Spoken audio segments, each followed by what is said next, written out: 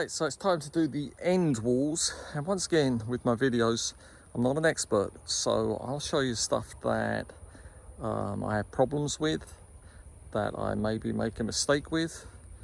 Maybe that can help you do it better the first time. But of course we all learn, I think we learn more from making mistakes than doing it right the first time anyway, but still do it right in the end.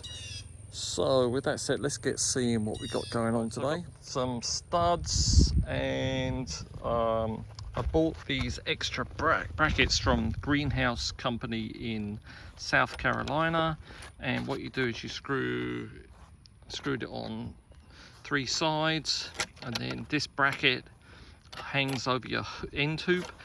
Obviously I'll have to take this off to put it over the hoop, but I'm just leaving it on there so I can set up the height better, so I know where I am with the height. Down this end I got some brackets to, I don't know what they're called, like stud hangers or something.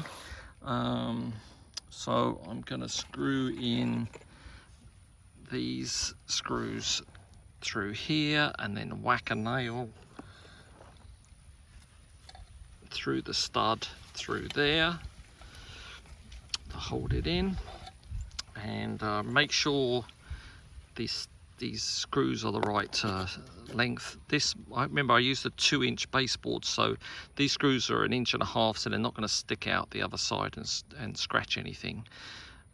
Don't use a screw that's too long.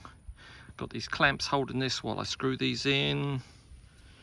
Take the clamp off in a minute so I can do that side, and then I'll show you the stud I've done over the other side. You've got the screws, the nail holding it in firmly there, and then the hoop at the top. Yeah, and it may seem obvious to some, but not to beginners, but get yourself one screws that are like this, and then get yourself a driver like that, and then screws it a lot easier. You don't strip it. If you have one that's like a Phillips head, you can strip these out and you'll be sorry. So this goes in a lot nicer. I don't know if I said it, but I added a washer to this. There wasn't washers with the kits, but I don't want this nut getting stuck in that hole. If anything, I don't think it will, but I think it'd be better with a washer. What do you think? Now what I've got to do is take this bracket off and whack it over this, which will spread it, and then I'll have to close it back up. I'll whack this down and spread this out to get it to go over the hoop. Your adjustable wrench, the mole grips as I call them, squeeze that back together, put it back with the other bit, put the bolt through. Spirit level, make sure that this is, it's got to go more. Make sure this is vertical, and when it is, then I can tighten that up. The Bootstrap Farmer kit said to get 8-foot studs, so it's okay for that stud down there, but as the hoop comes up here to 11 foot, it wouldn't fit, would it? I'd have to join 2 pieces of wood together, which I didn't think was any good. Also, they suggest you cut that at an angle, but that's why I got the brackets. I think the brackets there are better than cutting that at an angle and just trying to screw it into the pipe, the hoop. So this, I've marked that off.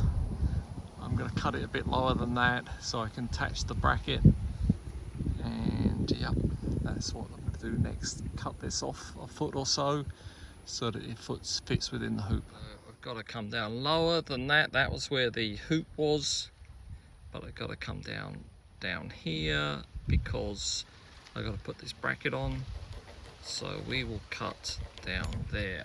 All right, let's take a little step back, see what's going on here. We got the 4 studs going up, attached. Still got to chop that end bit of that pole off. Now I've got to put some, I don't know, I have to, but I'm going to put some cross braces in just to make that a bit more sturdy. And this middle one, I could have put these further out, these studs, but I've done them 36 inches, just over 36 inches apart, so that if I ever did want to put a door in there in the future, I've already got that that's 36 inches. I don't have to mess around. But I don't know if I'll ever get around to doing that. I just thought, why not? So yes, next put some cross braces in. All right, one wall finished. So still got to cut that pipe off though, and put channel lock for the wiggle wire on. But yes, coming along nicely. Now to do the other end with the door, which will be 2 doors, which is a bit more complicated. I've got 2 doors.